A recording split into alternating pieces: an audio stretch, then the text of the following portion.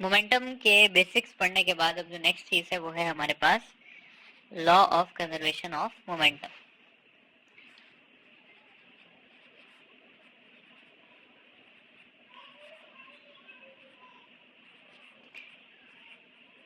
एक बहुत easy topic, लेकिन एमडी कैट के पॉइंट ऑफ व्यू से काफी इंपॉर्टेंट टॉपिक है। ठीक है, कंजर्वेशन ऑफ मोमेंटम की डेफिनेशन वही जो हम एफएससी में पढ़ते आए हैं कि मोमेंटम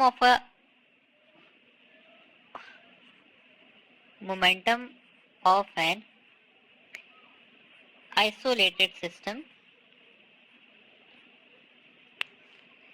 remains conserved।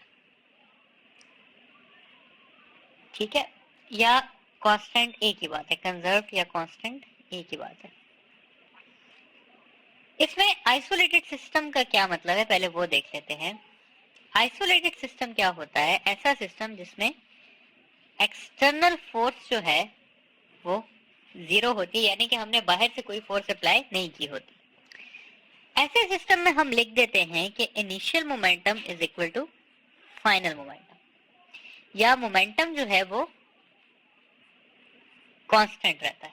ठीक है, अच्छा थोड़ी सी एग्जांपल्स देख लेते हैं आइसोलेटेड सिस्टम की कि क्या क्या चीज आइसोलेटेड सिस्टम है और क्या क्या चीज नहीं है। सबसे पहले बात की जाती है हमारे पास gas molecules in a container की, कि वो मॉलिक्यूल्स आपस में कोलाइड कर रहे होते हैं, तो वो आइसोलेटेड सिस्टम है या नहीं है। तो स्टूडेंट्स ये जो है ये एक आइसोलेटेड सिस्टम है। ठीक है, तो gas molecules in a container constitute N isolated system. दूसरी एक बहुत कॉमन चीज हम पढ़ते रहेंगे कि दो बॉल्स जो हैं वो आपस में कोलाइड करती हैं। ठीक है, तो इनकी कोलिजन आइसोलेटेड सिस्टम है या नहीं। तो इसमें अगर कंडीशन लगी हो कि फ्रिक्शन जो है वो जीरो है तो फिर ये आइसोलेटेड सिस्टम है, और अगर इस सिस्टम में फ्रिक्शन आ जाती है तो इंटरनल फोर्स आ जाती है, एक्सटर्नल फोर्स आ जाती है, और फिर ये आइसोलेटेड सिस्टम नहीं है। फाइनली एक बात कर लेते हैं बॉम्ब शेल की, कि बॉम्ब शेल एक्सप्लोड करता है और दो पीसेस में उड़ता है, तो ये आइसोलेटेड सिस्टम है। तो जी स्टूडेंट्स ये आइसोलेटेड सिस्टम है क्योंकि इसमें एक्सप्लोजन में बाहर से कोई फोर्स नहीं आई, ये इंटरनल फोर्स थी। तो ये कुछ एग्जांपल हो गई आइसोलेटेड की, और एक हमने देख ली नॉन आइसोलेटेड सिस्टम की एग्जांपल। आगे जो है हम आते हैं जी बेसिक से स्टार्ट करते हैं और थोड़ी मुश्किल चीजों की तरफ जाते हैं। ठीक है, बेसिक एक इक्वेशन है हमारे पास, उसको सबसे पहले डिस्कस करना जरूरी है। मैं कहता हूं जी कि मेरे पास दो बॉल्स हैं। फर्स्ट बॉल का मास m1 है और ये जा रही है v1 वेलोसिटी से, और सेकंड बॉल का मास जो है वो m2 है और ये जा रही है v2 वेलोसिटी से, और v1 जो है वो ग्रेटर है v2 से, यानी कि जो फर्स्ट बॉल है वो सेकंड को चेस कर सकती है। इन दोनों की कोलिजन होती है आपस में,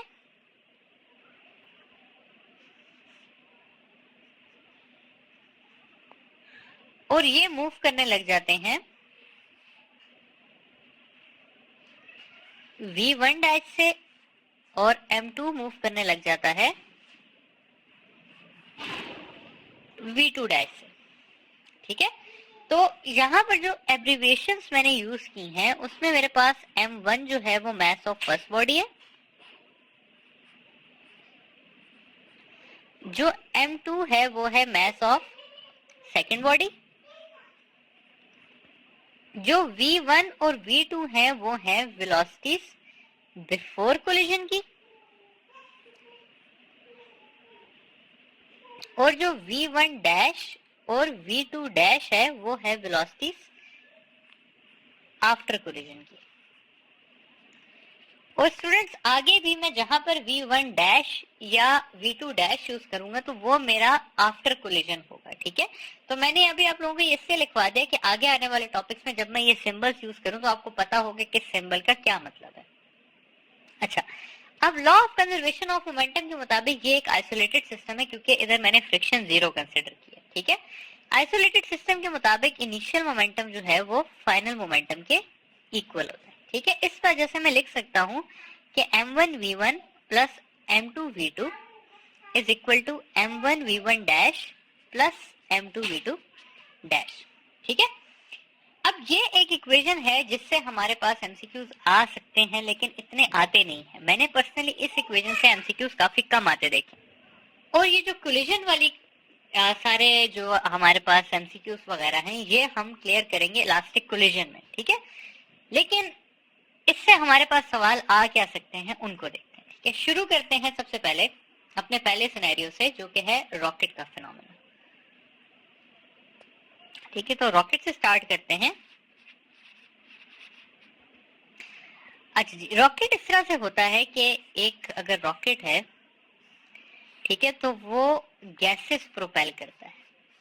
ठीक है, वो क्या करेगा कि गैसेस को प्रोपेल करेगा डाउनवर्ड, यहां से गैसेस आएंगी और ये उसके रिजल्ट में ऊपर जाएगा। ठीक है, तो जितने मोमेंटम से गैसेस नीचे आएंगी उतने ही मोमेंटम से रॉकेट क्या करेगा, ऊपर की तरफ जाएगा। ठीक है, अगर मैं सिस्टम का इनिशियल मोमेंटम ले लूं तो इनिशियल मोमेंटम जो है वो इक्वल होगा फाइनल के। इनिशियल मोमेंटम जो है वो है 0। ठीक है, और फाइनल मोमेंटम जो होगा वो होगा P of rocket plus P of gases. लेकिन इसको मैं यहाँ पर माइनस करूंगा क्योंकि दोनों ऑपोजिट डायरेक्शन में जा रहे हैं। ठीक है, या मैं लिख सकता हूं कि momentum of rocket is equal to momentum of gases. इसको मैं फर्दर इस तरह से लिख सकता हूं कि mass of rocket into velocity of rocket is equal to velocity of gases into mass of gases। अब इन चारों चीजों में से जो चीज आपसे ज्यादातर पूछी जाती है होती है velocity of rocket। ठीक है, कि velocity of rocket कितनी होगी। तो velocity of rocket की इक्वेशन आपके पास आ जाएगी mass of gases into velocity of gases divided by mass of rocket। ठीक है, तो इतनी वेलोसिटी से क्या होगा, रॉकेट हमारे पास ऊपर की तरफ जाएगा। तो ये है हमारे पास रॉकेट की कहानी। ठीक है, रॉकेट के अलावा अगली जो चीज आ सकती है वो आ सकती है आपसे रिकॉइल ऑफ गन की, कि गन के रिकॉइल की वेलोसिटी बता दें। तो गन के रिकॉइल की वेलोसिटी फाइंड करने के लिए क्या है कि गन जो है एक,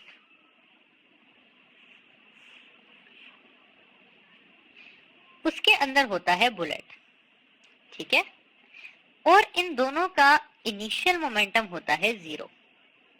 ठीक है, फिर क्या होता है कि जब ये बुलेट बाहर की तरफ आता है तो जितने मोमेंटम से बुलेट बाहर की तरफ आता है उतने ही मोमेंटम से रॉकेट पीछे की तरफ जाता, सॉरी रॉकेट नहीं, ये गन जो है आपकी ये पीछे की तरफ जाती है। तो मैं यहाँ पर लिख सकता हूं कि momentum of gun is equal to momentum of bullet, या अगेन इसको उसी तरह लिखा जा सकता है कि mass of gun into mass of velocity of gun is equal to mass of bullet into velocity of bullet। अब इसमें जो चीज आपसे पूछी जाती है वो लिखा होता है कि फाइंड द रिकॉइल वेलोसिटी। अब इसमें से रिकॉइल वेलोसिटी कौन सी है, तो स्टूडेंट्स वेलोसिटी ऑफ गन, यानी कि जितनी वेलोसिटी से गन पीछे की तरफ आती है उसको हम कहते हैं रिकॉइल वेलोसिटी। तो वेलोसिटी ऑफ गन की इक्वेशन कुछ इस तरह से आ जाएगी कि mass of bullet into velocity of bullet divided by mass of gun. ठीक है, तो ये हो गया हमारे पास क्या, रिकॉइल वेलोसिटी। अगली चीज पे जाते हैं, देखते हैं। तो वो कुछ सवाल इस तरह का होता है कि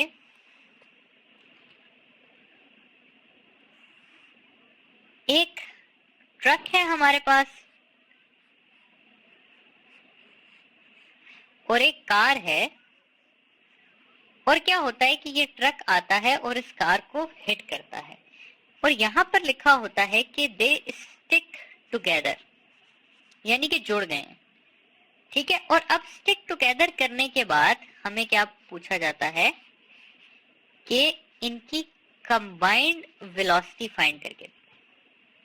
ठीक है, मैं कहता हूं जी कि कैपिटल एम जो है वो मेरे पास ट्रक की वेलोसिटी है, और स्मॉल एम जो है सॉरी मैस है, और स्मॉल एम जो है वो मेरे पास क्या है, कार का। फिर V1 जो है वो मेरे पास ट्रक है, और V2 जो है वो मेरे पास क्या है, कार है। ठीक है, तो स्टूडेंट्स अगर अब हम यहाँ पर फाइंड करना चाहें कि ये हम किस तरह से सॉल्व करेंगे, तो इसका ये हल है कि मैं लिखूं कि इनिशियल मोमेंटम जो है वो इक्वल है फाइनल मोमेंटम के। ठीक है, अब अगर मैं इनिशियल मोमेंटम देखूं तो इनिशियल मोमेंटम में हमारे पास दो चीजें हैं। सबसे पहली जो चीज है वो क्या है, ट्रक का मोमेंटम है, और साथ जो है वो है हमारे पास कार का मोमेंटम। ठीक है, और इसके बाद क्या हुआ है कि ट्रक और कार स्टिक हो गए हैं, तो मैं इस तरह से लिख सकता हूं कि ट्रक का मैस और कार का मैस इकट्ठा हो गए हैं, और हमारे पास एक कंबाइंड वेलोसिटी आ गई है जिसको मैं v से लिख देता हूँ। ठीक है, तो अब अगर मुझे कंबाइंड वेलोसिटी फाइंड करनी है तो उसकी इक्वेशन कुछ इस तरह से बन जाएगी कि